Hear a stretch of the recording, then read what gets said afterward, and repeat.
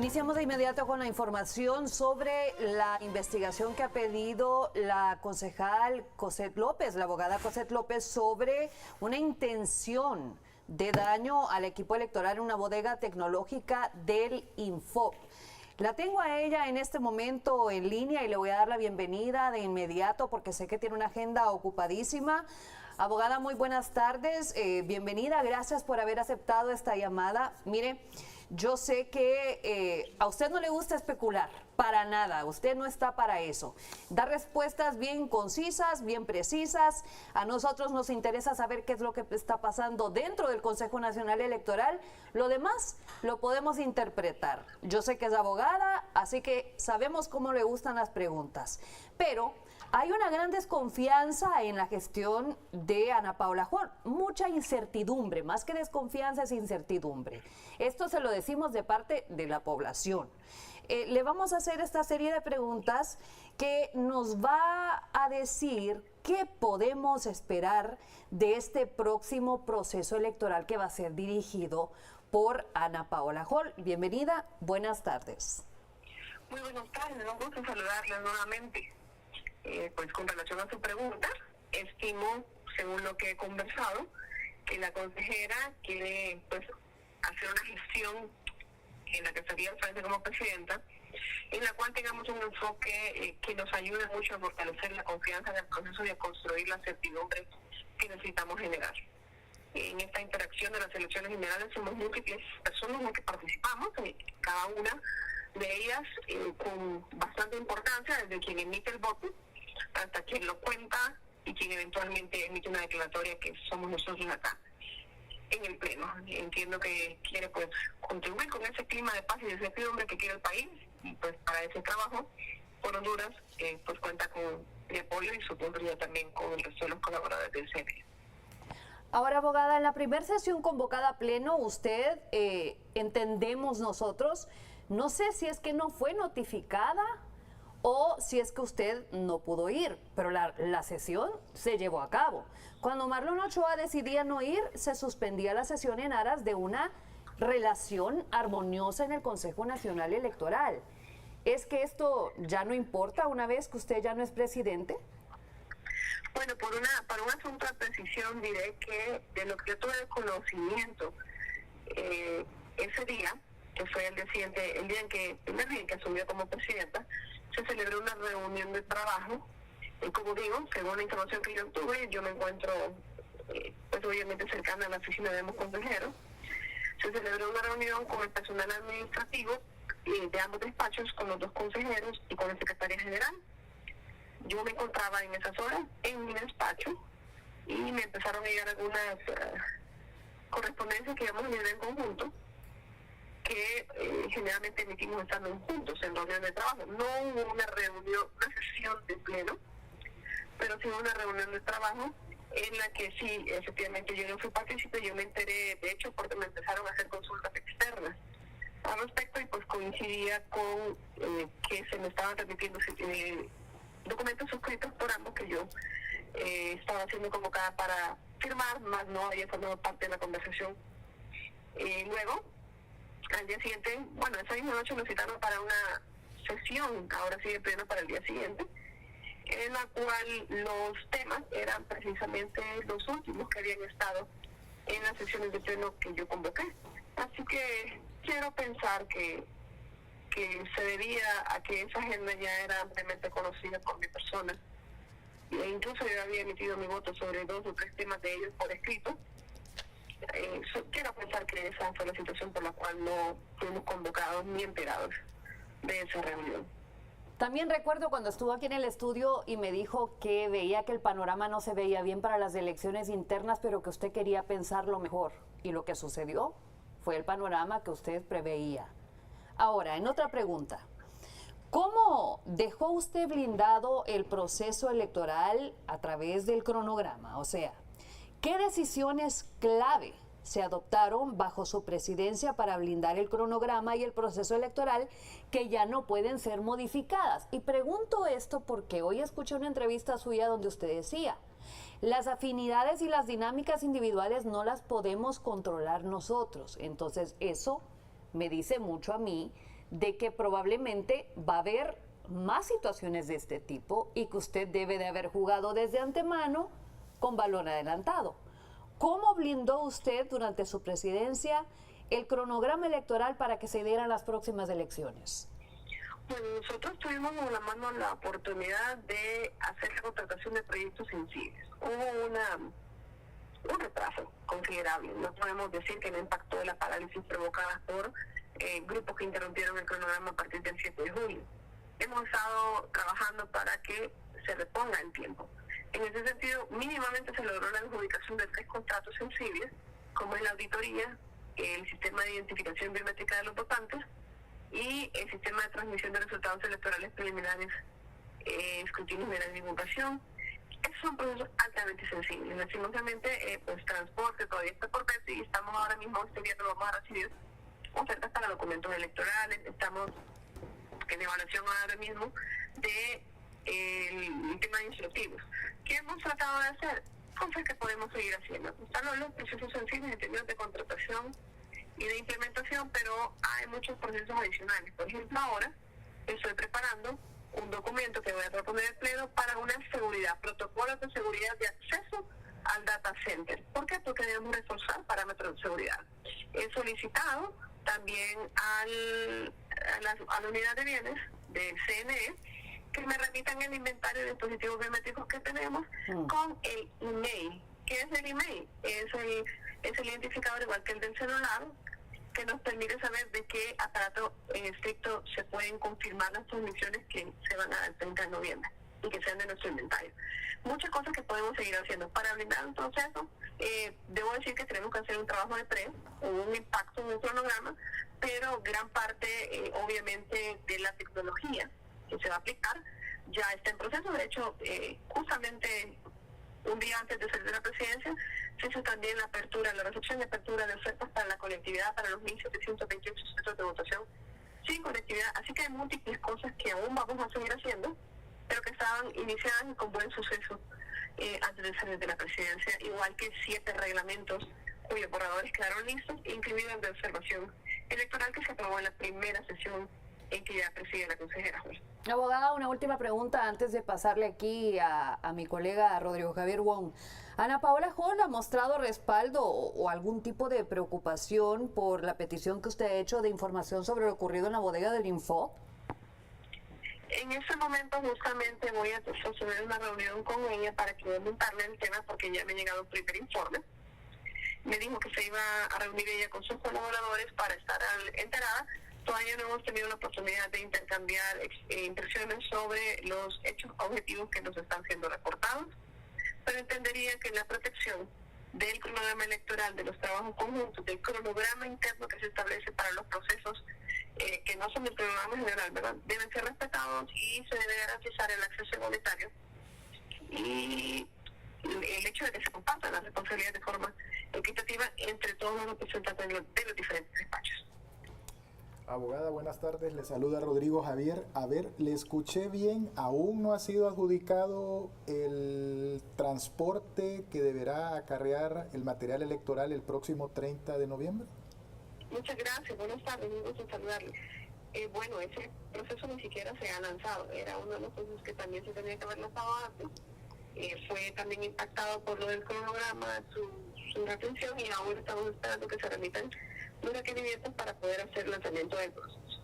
Este es un proceso que se ha convertido en sensible a raíz de los sucesos del 9 de marzo, y obviamente tenemos que estar muy vigilantes, pero además también hacer una correcta distinción de responsabilidades entre las diferentes instituciones involucradas, una de ellas somos nosotros, para hacer también el deslinde de las responsabilidades mismas.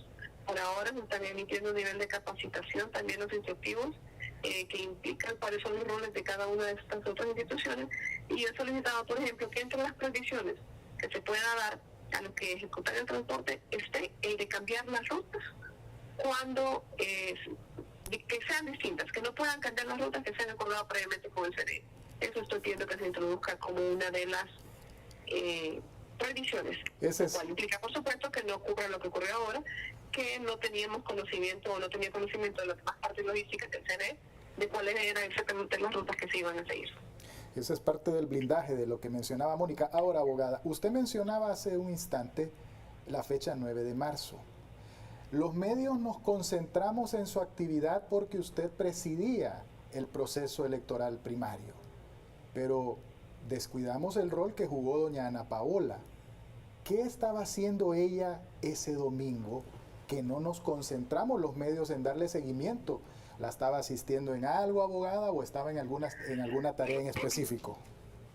Bueno, nosotros los 3 consejeros habíamos hecho una programación de ese día y nos encontramos en una oficina que se monta para el tema de monitoreo de todos los resultados. Entonces teníamos más o menos 12 pantallas desplegadas para poder observar la primera conexión de los centros de transmisión, la primera conexión de los dispositivos biométricos y luego también los dashboards relacionados con cómo iban precisamente los votos una vez que se comienza con la transmisión per se, ¿no? Sí. Y nosotros estábamos ahí a las 9 de la mañana, empezaron los sucesos, yo recibí reportes de diferentes lugares, la consejera recibió reportes de San Pedro Sula que estaban siendo enviados sobre todo por vecinos. Nosotros nos encontrábamos ahí al mediodía más o menos, pues ya se pidió la presencia de el general, quien se vino a Choluteca ya que se encontraba allá. Pues estábamos ahí precisamente dando seguimiento a las situaciones. En lo particular, pues tomé una decisión después de ciertos hallazgos y ciertas situaciones de tener una reunión por separado con mi equipo.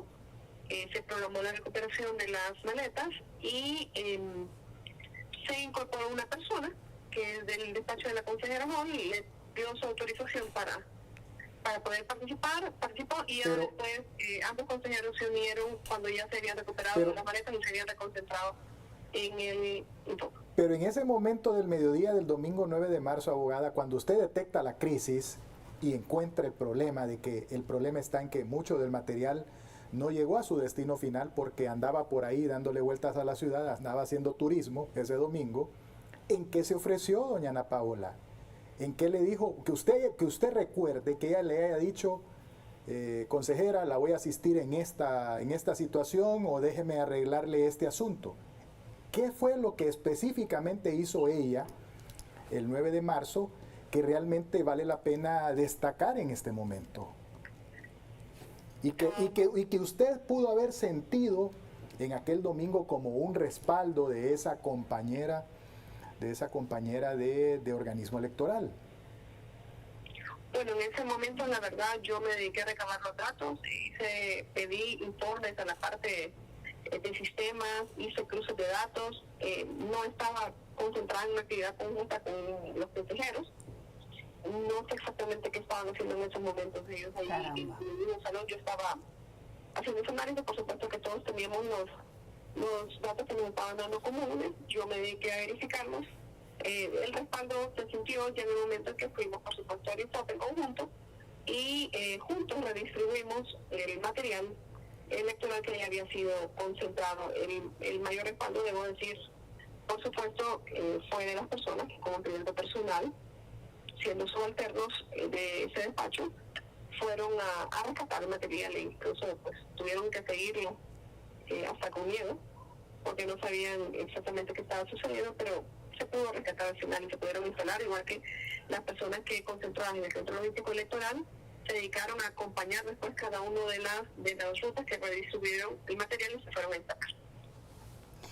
A ver, abogada, así como hemos platicado usted y yo aquí en el estudio cuando me ha dado entrevista, uno puede ver diversos panoramas y decir, esto se puede dar, esto se puede dar. Me está diciendo que están tratando de blindar el tema del transporte porque ya todos sabemos que ese fue el problema. ¿Quién dio la orden para que esas maletas de ciertos buses anduvieran dando vueltas por toda la ciudad con algunas maletas electorales?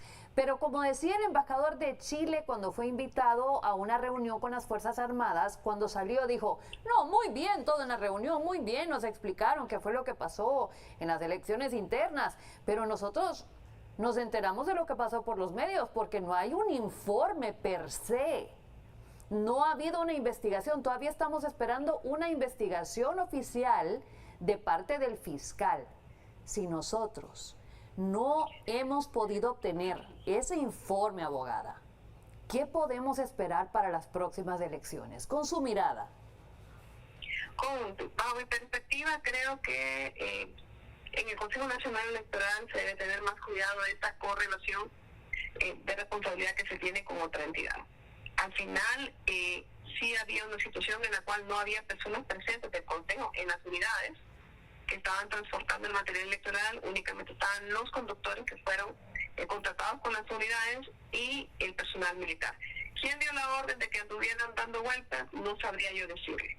Que tuvimos desencuentros o situaciones desafortunadas respecto a esta coordinación, pues fueron públicos y bastante fuertes, ¿no? En la Constitución de la República dice que la responsabilidad es de la institución llamada Fuerzas Armadas de Honduras. En la ley electoral hay un artículo de inferior valor normativo, en el cual también se habla de que el Consejo Nacional Electoral lo haría. Ciertamente, la sabiduría que acompaña la decisión que existe a nivel constitucional implica la capacidad logística y de desplazamiento y el número que tiene la Fuerza Armada de Honduras, que no la tiene en ninguna medida el Consejo Nacional Electoral, ¿no? Por lo cual creo que vale la pena hacer ese seguimiento del que yo había hablado antes de los roles. Nosotros tampoco tenemos, solo sabemos que tuvimos varias personas procesadas por un contrato, y se ha hablado de irregularidades en contrato cuando lo que yo observo es irregularidades en la ejecución del contrato, que son dos cosas en momentos distintos. Hasta este momento yo no he visto que se ha profundizado en la investigación sobre la ejecución del contrato, que es lo que sucedió. Porque, le voy a poner un ejemplo simple. En 2021, no es que metieron buses sin consentimiento como sucedió ahora, o por lo menos sin consentimiento del pleno, por decirlo así, que es el único de conformidad con el contrato que podía autorizar cambios. Se hizo con un consentimiento de subalternos. En 2021 se contrató efectivamente buses. Oye, es lo que le estoy diciendo. Y ahí está, y le puedo mostrar el contrato. El tema es, ¿por qué se paralizaron? ¿Por qué no regresaron a ese lugar? ¿Por qué se quedaron ahí? Porque, a ver, si usted tiene mal puesto el material, si está en desorden, en ese montón de horas podrían haber regresado y pedir que las ordenaran. Pero no, se paralizaron en una calle, se concentraron con otros buses y de alguna manera bloqueaban la coordinación que se podía hacer el CNE, porque tampoco estaban reportando. Nosotros nos dimos cuenta por la ciudadanía. Nosotros nos dimos cuenta por el ciudadano que tomó fotos, videos y lo denunció, y luego por los medios de comunicación, que también les tocó perseguir los buses, ¿verdad? Porque se iban cuando llegaban. Entonces, al final, un montón de situaciones irregulares, la fortuna y la bendición es que se recuperaron las maletas, hubo elecciones, se terminó y hubo declaratoria y vamos a las elecciones generales.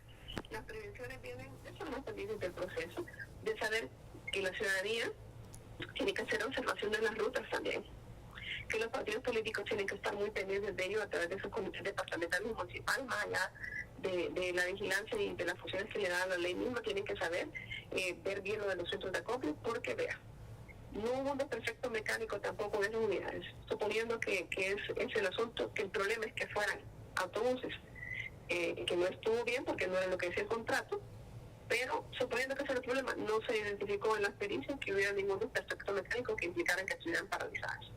Tampoco se lo han notificado oficialmente. Si llegaron en canoa o en lancha a Guantosipe, gracias a Dios, y si llegaron en lomo de mula a una montaña en Honduras, podían haber llegado en esos del Infop a las colinas, y no llegaron. Así que se requiere algo más, y todavía no tenemos conocimiento específico de qué sucedió. Sí, a veces se siente en el ambiente que hay una especie de amenaza, ¿verdad? Sí. De que después del 30 de noviembre como que nos van a caer encima a nosotros como CNE, como que sí no es lo único que se hubiera hecho. Pero hablando del proceso y el futuro, yo incluso pensé y propuse que se investigara qué obsta en la ley para que podamos hacer una contratación de un curio. Sin embargo, ni siquiera el dictamen legal que solicité, aún siendo presidenta, me ha remitido. Es decir, buscando opciones distintas, ¿no? Logísticamente y obviamente sin dejar de lado la responsabilidad que tiene el encargado constitucionalmente, que no es el CNE del transporte. Entonces tenemos que ver ajustes logísticos, ajustes legales, la observación nacional que esté atrás, algún plan de observación de rutas para que hagan vigilancia en su ida y en su retorno, porque como dije antes, nadie habla de los 20,000 votos que perdió Salvador Narrala al retornar para Tegucigalpa, porque las bolsas venían vacías y nadie sabe y perdió 20.000 votos. Esto, en primarias quedó así, pero en general pueden ser nefastos. Entonces son muchas cosas que tenemos que ver en tema de transporte, en tema de la vigilancia ciudadana, sobre la vigilancia que ya tienen otros atributos constitucionalmente sobre esa materia. Abogada, ¿quién de los consejeros tenía como responsabilidad la supervisión del sistema de transporte ese domingo 9 de marzo? Ninguno de los tres teníamos direcciones específicas de los proyectos. Nosotros tenemos, en proyecto tenemos encargados técnicos y tenemos los coordinadores, Sí. ¿verdad? De los proyectos. Nosotros hacemos decisiones ejecutivas sobre todos ellos, pero logísticamente sería complicadísimo que pudiéramos estar en todos los proyectos, ¿verdad? Porque la línea de responsabilidad además es bastante compleja de seguir si nos dedicamos a un proyecto en específico.